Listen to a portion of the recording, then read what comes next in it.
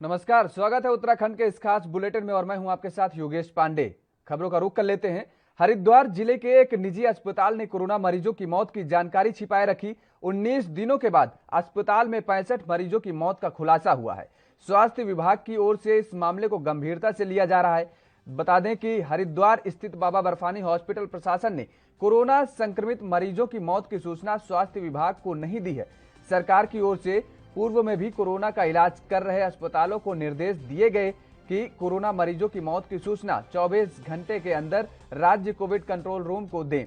बाबा बर्फानी hospital में 25 अप्रैल से 12 मई तक उपचार के दौरान 65 कोरोना मरीजों की मौत हुई थी, लेकिन अस्पताल प्रशासन की ओर से इसकी सूचना राज्य कोविड कंट्रोल रूम को नहीं दी गई। राज्य कोविड कंट्रोल रूम के चीफ ऑपरेटिंग ऑफिसर डॉक्टर अभिषेक त्रिपाठी का कहना है कि कोरोना मरीजों की मौत की सूचना समय पर न देने के मामले को गंभीरता से लिया जा रहा है। जांच के बाद मरीजों की मौत की जानकारी सामने आई है।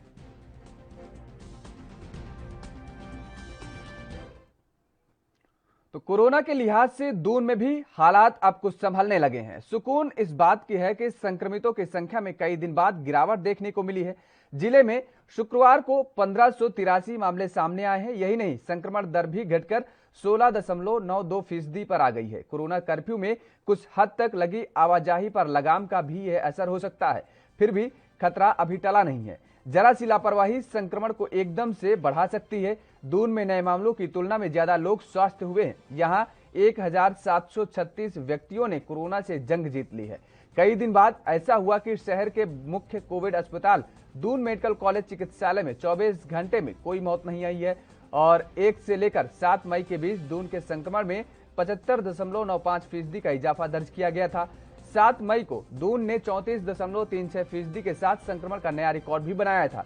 तो वहीं 6 व 7 मई में सर्वाधिक मौत भी दर्ज की गई थी और हर तरफ अनिश्चितता और डर का माहौल और गहरा गया था। यही नहीं, देश के सर्वाधिक प्रभावित जिलों में देहरादून टॉप 10 में पहुंच गया था, पर अब स्थिति बदली दिख रही है। देहरादून जिले में अब तक 97,526 लोग संक्रमित हो चुके हैं, जबकि 66,669 स्वस्थ हो गए हैं। फिलहाल 27,956 लोग अभी भी सक्रिय कोरोना की चपेट में हैं, जबकि 2,359 मरीजों की मौत भी हो चुकी है अब तक।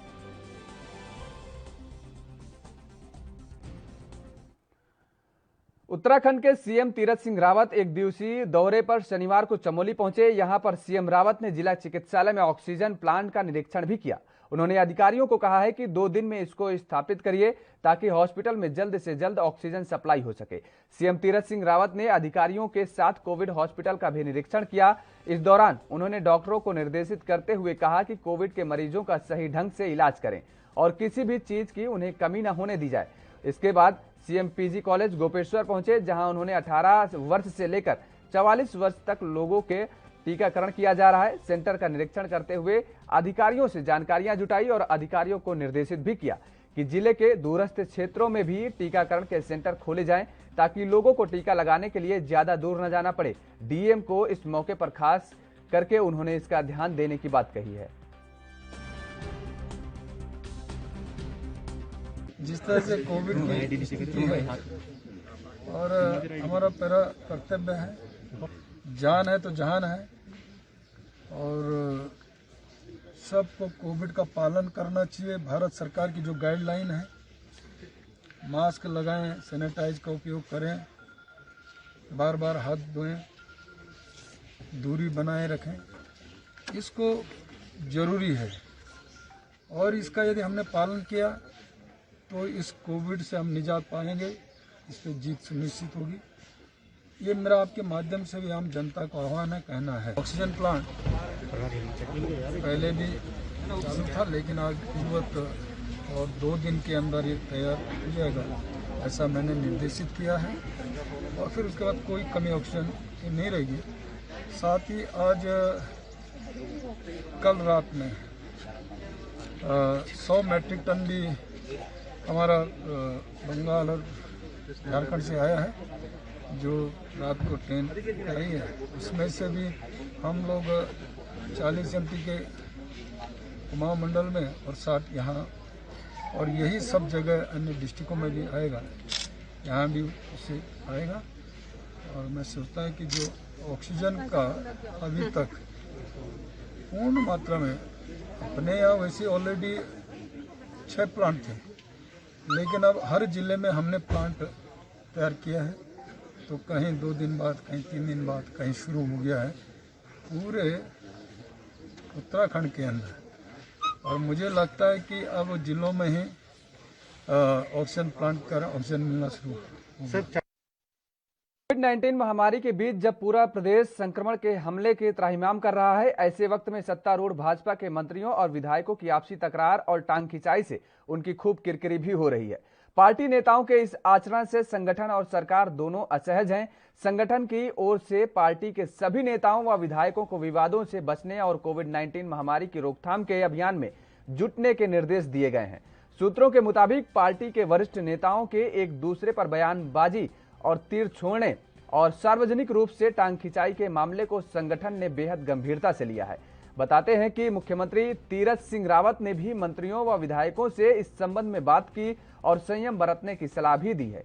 भाजपा में विवादित बयानबाजी का यह हाल तब है जब वर्चुअल बैठकों में प्रदेश प्रभारी दुष्यंत गौतम पार्टी नेताओं और विधायकों को ताकीद किया था कि वे कोविड काल में जनता के साथ खड़े हों और उनकी स्वास्थ्य, राशन और अन्य सुविधाओं के लिए मदद करें। लेकिन पार्टी के कुछ नेताओं पर इसका असर पड़ता नहीं दिख रहा है। श्रेय लेने की होड़ में नेता आपस में ही भिड़ रहे हैं।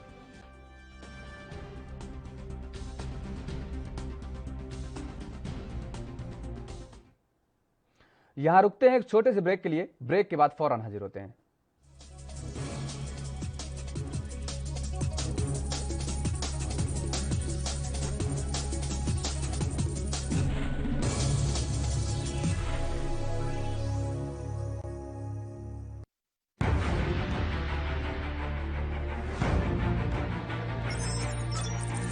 खबर चाहे सियासत की हो या सरकार की, खबर चाहे भ्रष्टाचार की हो या गुनहगार की, दिन भर में क्या रहा देश जगत का हाल, किस मुद्दे ने बनाई किसकी सरकार, रखते हैं हम सब पर नजर, पहुंचाते हैं हम हर खबर। हम हैं ANB न्यूज। कम ब्रेक और ज्यादा खबरों के साथ देखिए ANB news in channel number पर।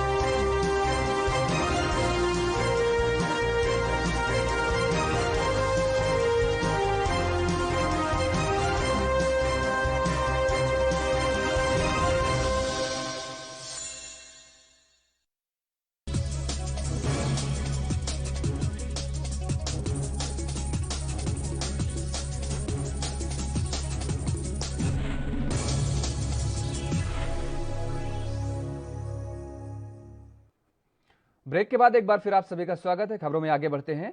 कोरोना संक्रमित मरीजों में होने वाले ब्लैक फंगस जैसी घातक बीमारी ने उत्तराखंड में दस्तक दे दी है। देहरादून के मैक्स अस्पताल में पहुंचे एक मरीज में ब्लैक फंगस की पुष्टि हुई है, जबकि मैक्स और दून अस्पताल में 3 अन्य मरीजों में भी इसके लक्षण मिले हैं। इससे शासन, प्रशासन और स्वास्थ्य विभाग के साथ ही आमजन की चिंता बढ़ गई है, जबकि विशेषज्ञ डॉक्टरों का कहना है कि इससे घबराने का नहीं बल्कि उचित उपचार और एहतियात बरतने की जरूरत है। मैक्स अस्पताल में एक मरीज में ब्लैक फंगस की पुष्टि हुई है, जबकि ऐसे ही लक्षण वाले 2 अन्य मरीज पहले ही अस्पताल से इलाज कराकर छुट्टी ले चुके हैं। अस्पताल के चिकित्सा अधीक्षक डॉक्टर राहुल प्रसाद ने बताया कि यह बीमारी और भी रोगों के साथ देखी जाती रही है। यह कहना तो मुश्किल होगा कि यह बीमारी राज्य में पहली बार देखी गई है, परंतु कोविड का इलाज करा चुके कुछ मरीजों में यह बीमारी देखी जा रही है। तो वहीं सूत्रों ने बताया है कि दून अस्पताल में भी ब्लैक फंगस का एक संदिग्ध मरीज आया है। प्रदेश में ब्लैक फंगस की पुष्टि होने से सरकार और स्वास्थ्य विभाग सतर्क हो गया है और सरकार से इसकी रोकथाम के सुझाव भी मांगे गए हैं। देश के विभिन्न क्षेत्रों में कोविड संक्रमित मरीजों में ब्लैक फंगस संक्रमण की शिकायतें सामने आ रही हैं। प्रदेश में भी इसकी रोकथाम के लिए व्यापक इंतजाम करने की जरूरत है। बताया जा रहा है कि ब्लैक फंगस कोविड संक्रमित डायबिटीज मरीजों में ज्यादा घातक हो रहा है। और ब्लैक फंगस को लेकर हमारे पास कुछ रिपोर्ट अभी राजधानी से प्राप्त हुई है। उसको हमारे द्वारा चीफ मेडिकल ऑफिसर को कह दिया गया है कि इसके बारे में डिटेल में जांच पड़ताल कर लेंगे। एंड कल एक डिटेल फॉर्मेट हमारे जो IDSP के हेड डॉक्टर पंकज उनके द्वारा सर्कुलेट भी किया गया है। इसी के साथ साथ हमारे जो सचिव हैं डॉक्टर पंकज पांडे जी, उनके द्वारा हमारे वाइस चांसलर मेडिकल यूनिवर्सिटी को डायरेक्शंस दिए गए हैं कि ब्लैक फंगस के बारे में पूरा स्टडी करके उनकी अध्यक्षता में एक टेक्निकल कमेटी हमारी बनी है। वो टेक्निकल कमेटी में कई सारे रेप्यूटेड हमारे डॉक्टर्स हैं। वो टेक्निकल कमेटी अपनी स्टडी करके देगा कि किस प्रकार से इस ब्लैक फंगस को हम लोग बेस्ट ढंग से इसका इलाज कर सकते हैं। एट द सेम टाइम जो उसकी नॉन मेडिसिन। तो उत्तराखंड में श्री गंगोत्री धाम के कपाट आज विधि विधान पूर्वक खोले गए हैं और ये वैशाख शुक्ल तृतीया के शुभ मुहूर्त पर प्रातः 7:31 पर खुले हैं। शुक्रवार को मां गंगा की भोग मूर्ति भैरव घाटी पहुंची थी। आज प्रातः 4 बजे मां गंगा की डोली ने गंगोत्री धाम के लिए प्रस्थान किया। इस अवसर पर मां गंगा की आरती हुई तथा जन कल्याण की कामना की गई। श्री गंगोत्री धाम के कपाट खुलने पर मुख्यमंत्री तीरथ सिंह रावत तथा पर्यटन मंत्री सतपाल महाराज ने बधाई भी दी है। कहा है कि कोरोना महामारी के कारण 4 धाम यात्रा स्थगित है। स्थितियां सामान्य होने पर 4 धाम यात्रा शुरू हो सकेगी। श्रद्धालुजन अपने घरों में पूजा अर्चना करें।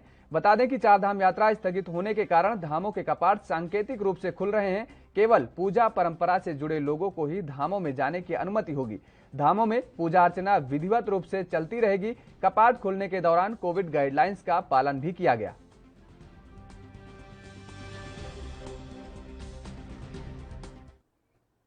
यहां रुकते हैं एक और छोटे से ब्रेक के लिए। ब्रेक के बाद फौरन हाजिर होते हैं।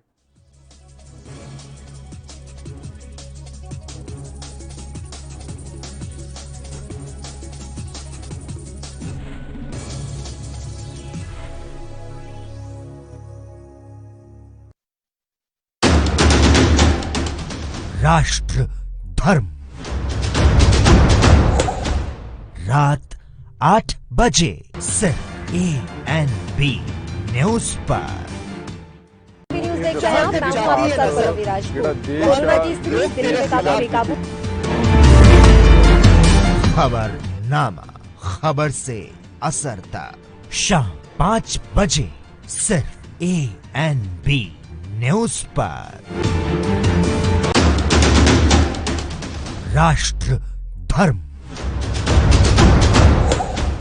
रात 8 बजे सिर्फ ANB न्यूज पर।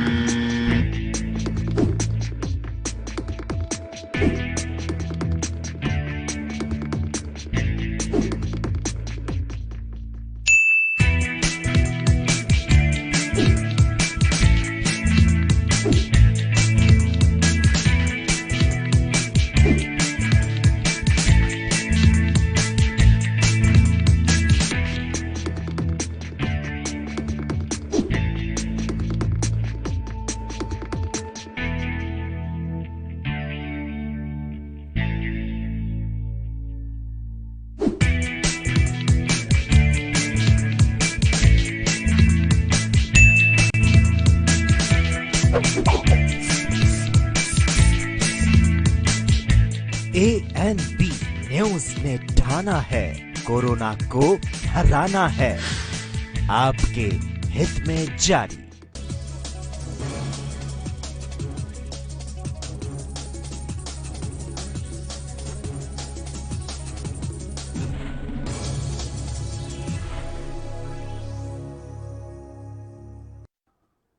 ब्रेक के बाद एक बार फिर आप सभी का स्वागत है। रुक कर लेते हैं अगली खबर का। आपदा प्रबंधन मंत्री धन सिंह रावत का दावा है कि सुरकंडा में डॉपलर रडार लगाने का काम 2 माह में पूरा हो जाएगा। मंत्री के इस दावे के बाद साफ हो गया है कि इस बार भी मानसून में मौसम को पढ़ने के लिए इस रडार का इस्तेमाल नहीं हो पाएगा।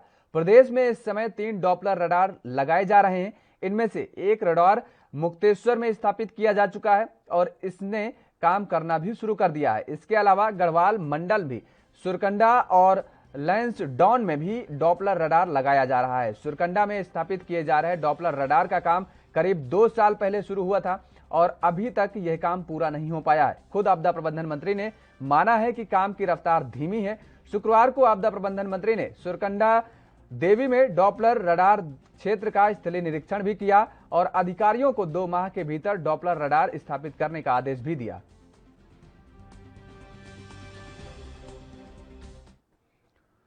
तो भगवान केदारनाथ की चल उत्सव विग्रह डोली अपने शीतकालीन गद्दी स्थल ओंकारेश्वर मंदिर ऊखीमठ से धाम कैलाश की ओर प्रस्थान करते हुए रात्रि प्रवास के लिए गौरीकुंड पहुंच गई है। वैश्विक महामारी कोरोना संक्रमण के कारण लगातार दूसरी बार प्रशासन व पुलिस की निगरानी में डोली के वाहन से पहुंचाया गया, जबकि 17 मई को सुबह 5 बजे विधि विधान से मंदिर के कपाट खोले जाएंगे। इसके बाद 6 माह तक धाम में ही आराध्य की पूजा अर्चना होगी। शुक्रवार सुबह 5:30 पर शीतकालीन गद्दी स्थल ओंकारेश्वर मंदिर के गर्भगृह में बाबा केदार की भोग मूर्तियों का सामूहिक अभिषेक किया गया। इस मौके पर पुजारियों ने बाबा का महाभियोग करते हुए आरती भी उतारी और इसके बाद गर्भगृह से भगवान केदारनाथ की भोग मूर्तियों का मंदिर के पुजारी टी गंगाधर लिंग एवं शिव शंकर लिंग द्वारा पंच केदार गद्दी स्थल में विराजमान किया गया। कोरोना संक्रमण को देखते हुए बद्रीनाथ धाम में व्यापक स्तर पर साफ सफाई और सैनिटाइजर का छिड़काव किया जा रहा है। धाम में पहुंचने वाले हर एक वाहन का सैनिटाइज किया जा रहा है। नगर पंचायत बद्रीनाथ की ओर से बद्रीनाथ के प्रवेश देव दर्शनी ने बैरियर लगाकर वाहनों को सैनिटाइज करने के बाद ही आगे भेज रहा है। बद्रीनाथ धाम के कपाट 18 मई को खोल दिए जाएंगे। धाम में कोरोना संक्रमण न फैले, इसके लिए पहले से ही जरूरी कदम उठाए जा रहे हैं और इन दिनों देश के अंतिम गांव माड़ा के साथ ही बद्रीनाथ और बामड़ी गांव के ग्रामीण अपने ग्रीष्मकालीन प्रवास स्थलों में पहुंच रहे हैं।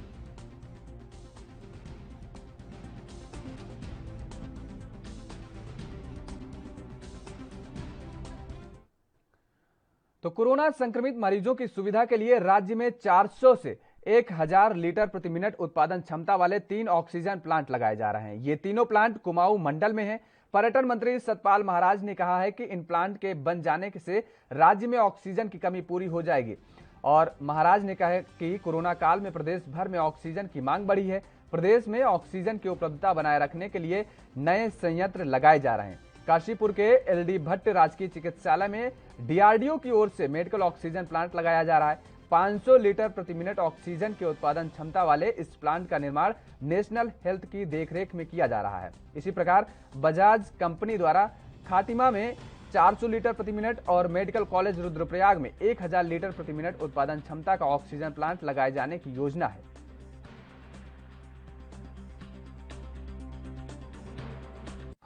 कोरोना पेंडेमिक में ऑक्सीजन की बहुत आवश्यकता हो रही है और बहुत मरीजों को ऑक्सीजन चाहिए। वैसे ऑक्सीजन की सप्लाई पूरी तरीके से हो रही है, परंतु फिर भी उधम सिंह नगर में हम लोगों ने प्रयास किए हैं कि यहाँ पर ऑक्सीजन के संयंत्र लगाए जाएं और मुझे बड़ी खुशी हो रही है कि काशीपुर में डीआरडीओ द्वारा लगाए जा रहे ऑक्सीजन प्लांट की उत्पादन क्षमता 500 लीटर प्रति मिनट उसकी होगी, जिसका सिविल वर्क एनएच कर रहा है, नेशनल हेल्थ कर रही है तथा प्लांट डीआरडीओ द्वारा स्थापित किया जाएगा। बजाज कंपनी द्वारा खटीमा में 400 लीटर प्रति मिनट तथा मेडिकल कॉलेज रुद्रपुर में 1000 लीटर प्रति मिनट उत्पादन क्षमता का ऑक्सीजन प्लांट लगाए जाने की योजना है। खटीमा में इस माह के अंत तथा मेडिकल कॉलेज रुद्रपुर में 15 जून तक उत्पादन आरंभ होने की संभावना है।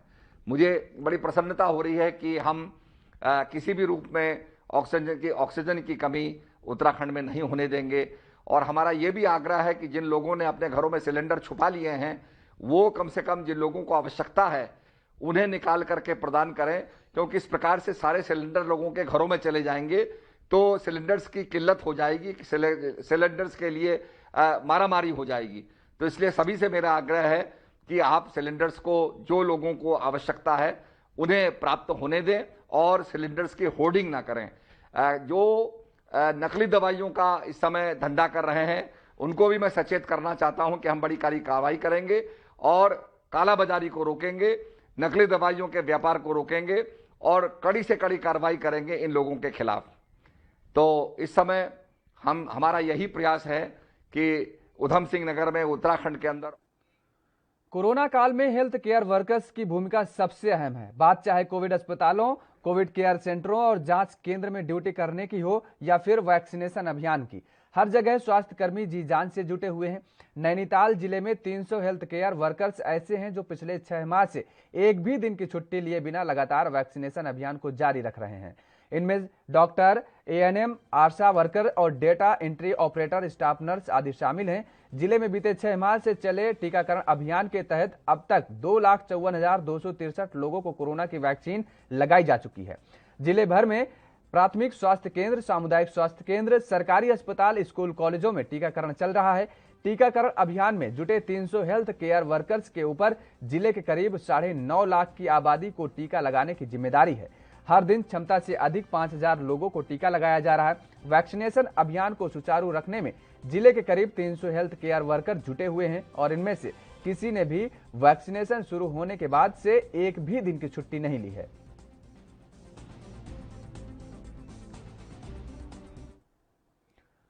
हरिद्वार स्थित प्रेमनगर आश्रम में 200 बेड का क्वारंटाइन सेंटर का पर्यटन मंत्री सतपाल महाराज ने विधिवत शुभारंभ किया। प्रेमनगर आश्रम में बने अस्थायी 200 बेड क्षमता वाले इस क्वारंटाइन सेंटर में निःशुल्क भोजन उपलब्ध कराने की व्यवस्था भी की गई है। इसके अतिरिक्त एक एम्बुलेंस भी उपलब्ध कराई गई है और साथ ही आश्रम परिसर में ही 2 कोविड वैक्सीनेशन शिविर भी गतिशील हैं। बता दें कि प्रेमनगर आश्रम समय समय पर प्राकृतिक आपदाओं में अपना अहम योगदान देता रहा है। इस दौरान पर्यटन मंत्री सतपाल महाराज ने कहा कि राज्य में कोरोना महामारी की रोकथाम हेतु हम संकल्पबद्ध हैं। प्रेमनगर आश्रम ने आज 100 कमरे, 200 बेड का ये जो हमारे कमरे हैं 200 बेड के, ये हमने जिला प्रशासन को दे दिए हैं और यहाँ पर एम्बुलेंस की सुविधा भी हम निःशुल्क देंगे और उसके साथ साथ जो लोग यहाँ भोजन करेंगे उनको भी निःशुल्क भोजन की सुविधा दी जाएगी। इस समय सबको मिलजुल करके काम करना है और लोगों की सेवा करनी है। सभी से मैं आग्रह करता हूं कि मास्क पहने, सोशल डिस्टेंसिंग रखें और सैनिटाइजेशन करते रहें। सबसे बड़ी सेवा, देश की सेवा यही है कि हम वैक्सीनेशन लगाएं और इसका लाभ हम निश्चित रूप में लें। महाराज, कितने कमरे दिए हैं आपने, कितने बेड का बनाया और क्या क्या? हमने 100 कमरे दिए हैं, उसमें 200 बेड की जो है सेवा हम उपलब्ध कराएंगे प्रशासन को और इसमें भोजन जो होगा वो निःशुल्क हम देंगे और इसमें एम्बुलेंस की सुविधा भी हम निःशुल्क देंगे। ऑक्सीजन की क्या व्यवस्था रखी? डॉक्टर कितने रहेंगे यहाँ पर? इसके लिए निश्चित रूप में जो है ये जो हमारा CMO जो है इसका प्रबंध करेंगे कि जो भी यहाँ पर ऑक्सी कॉन्सेंट्रेटर की और जो भी दवाइयों की जो जरूरत पड़ेगी उसकी हम निश्चित रूप में। उत्तराखंड सरकार ने कोरोना संकट के दौरान उत्तराखंड पूर्व सैनिक कल्याण निगम लिमिटेड यानी उपनल के आउटसोर्स कर्मचारियों को बड़ी राहत दी है। सरकारी विभागों और दफ्तरों में नियुक्त इन कार्मिकों को हटाया नहीं जाएगा। हटाए जाने की स्थिति में संबंधित कार्मिक को किसी और खाली पदों पर तैनात में प्राथमिकता दी जाएगी। मुख्य सचिव ओम प्रकाश ने इस संबंध में सभी अपर मुख्य सचिवों, प्रमुख सचिवों, प्रभारी सचिवों, मंडलायुक्तों, जिलाधिकारियों और विभागाध्यक्षों के साथ उपनल के प्रबंध निर्देशक को आदेश जारी किए हैं। उन्होंने बताया है कि उपनल के माध्यम से नियमानुसार भर्ती किए गए व्यक्तियों को बगैर समुचित कारण के न हटाने के संबंध में 10 अगस्त 2020 का शासनादेश लागू है। सभी विभागों को इसका पालन करना होगा। आदेश के मुताबिक उपनल के जरिए से नियुक्त व्यक्ति को हटाने की स्थिति में किसी और सरकारी विभाग या कार्यालय में खाली पद पर तैनाती में प्राथमिकता दी जाएगी। इसके लिए खाली पद वाले विभाग या कार्यालय को भर्ती की मांग करनी होगी। खाली पदों पर नियमित नियुक्त होने पर हटाए जाने वाले उपनल कर्मचारियों की सेवाएं समकक्ष खाली पदों पर प्राथमिकता के आधार पर ली जाएंगी।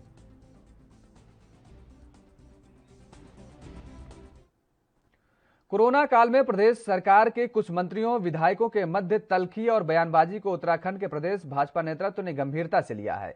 प्रदेश भाजपा अध्यक्ष मदन कौशिक के अनुसार सभी मंत्री, विधायकों और पार्टी कार्यकर्ताओं को निर्देश दिए हैं कि वे वाणी पर संयम रखें। यह वक्त बयानबाजी का नहीं बल्कि तन मन धन से जनता की सेवा करने का है। उन्होंने बताया कि पार्टी के सभी जिलाध्यक्षों और विधायकों को यह भी निर्देशित दिए गए हैं कि वे अपने अपने क्षेत्रों में रक्तदान शिविरों का आयोजन करें ताकि कोरोना संक्रमित मरीजों के उपचार के लिए रक्त की कहीं कोई कमी ना हो। हालिया दिनों में सरकार के मंत्रियों व विधायकों के बयानों से जहां पार्टी असहज हुई है, वहीं विपक्ष को भी हमलावर होने का मौका मिला है। कैबिनेट मंत्री डॉक्टर हरक सिंह रावत के अलग स्वास्थ्य मंत्री को लेकर दिए गए कथित बयान के विपक्ष ने मुद्दा बनाया था। यही नहीं, बीते रोज रायपुर कोविड केयर सेंटर के निरीक्षण के दौरान कैबिनेट मंत्री गणेश जोशी और रायपुर क्षेत्र से विधायक उमेश शर्मा काऊ के मध्य तल्खी चर्चा का विषय बनी। इसके अलावा कुछ अन्य विधायक भी अपने बयानों को लेकर चर्चा में रहे। अब प्रदेश भाजपा ने इन बयानों का संज्ञान लिया है। कोविड के मद्देनजर रात्रि 8 बजे वर्चुअल माध्यम से होने वाली बैठकों के दौरान मंत्री विधायकों से कहा जा रहा है कि यह वक्त तू मैं का नहीं है। संकट के इस घड़ी में जनता की सेवा ही कर्म है और धर्म है, सभी को इसका पालन करना चाहिए। देहरादून के अभिमन्यु ईश्वरेन इंग्लैंड द्वारा के लिए दून में खुद को तैयार कर रहे इंग्लैंड दौरे के लिए विराट कोहली के अगुवाई में चुनी गई भारतीय टीम में अभिमन्यु को बतौर स्टैंड बॉय ओपनर शामिल किया गया है। तो वहीं अभिमन्यु इस मौके को भुनाने के लिए पूरी तरह तैयार हैं। बंगाल रणजी टीम के कप्तान के तौर पर शानदार प्रदर्शन के चलते अभिमन्यु लंबे समय से चयनकर्ताओं की नजर में हैं। हालांकि अंतर्राष्ट्रीय क्रिकेट में उन्हें अब तक जौहर दिखाने का मौका नहीं मिला। पिछले दौरे पर भी उन्हें स्टैंड बॉय के तौर पर शामिल किया गया था। इंग्लैंड की उछाल भरी और मोमेंट वाली पिचों पर अभिमन्यु को डेब्यू करने का मौका मिल सकता है। लॉकडाउन के कारण क्रिकेट गतिविधियां पूरी तरह बंद हैं, इसलिए दौरे से पहले खुद को तैयार करने के लिए अपने घर देहरादून पहुंचे हैं। परकुल स्थित अपनी एकेडमी में वे कोच अपूर्व देसाई, मनोज रावत और सुशील जावले की देखरेख में तैयारी कर रहे हैं। उन्होंने कहा कि भारतीय टीम के साथ उन्हें बहुत कुछ सीखने को मिलेगा। खिलाड़ियों के साथ ड्रेसिंग रूम शेयर करने, अंतर्राष्ट्रीय मैचों के दबाव को महसूस करने और मैच की रणनीति के समझने का मौका मिलेगा। उन्होंने कहा कि मैं इसे भारतीय टीम में एंट्री से पहले खुद को मजबूत और तैयार करने के मौके के रूप में देख रहा हूं। वैसे भी हमें हर मौके के लिए तैयार रहना चाहिए।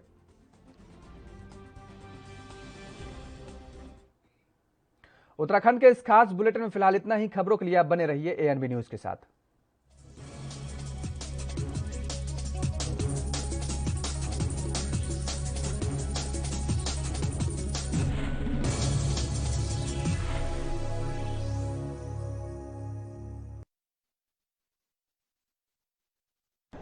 यात्रीगण कृपया ध्यान दें, ANB express news on wheels Tata sky, Airtel, Facebook page, Instagram, Jio TV, Google play, YouTube और ऐप स्टोर पर रात 9 बजे ANB न्यूज पर आ रही है। धन्यवाद।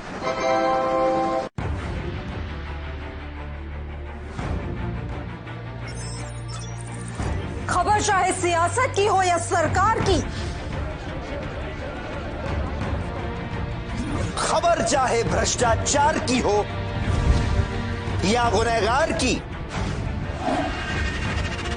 दिन भर में क्या रहा देश जगत का हाल, किस मुद्दे ने बनाई किसकी सरकार, रखते हैं हम सब पर नजर, पहुंचाते हैं हम हर खबर। हम हैं ANB न्यूज।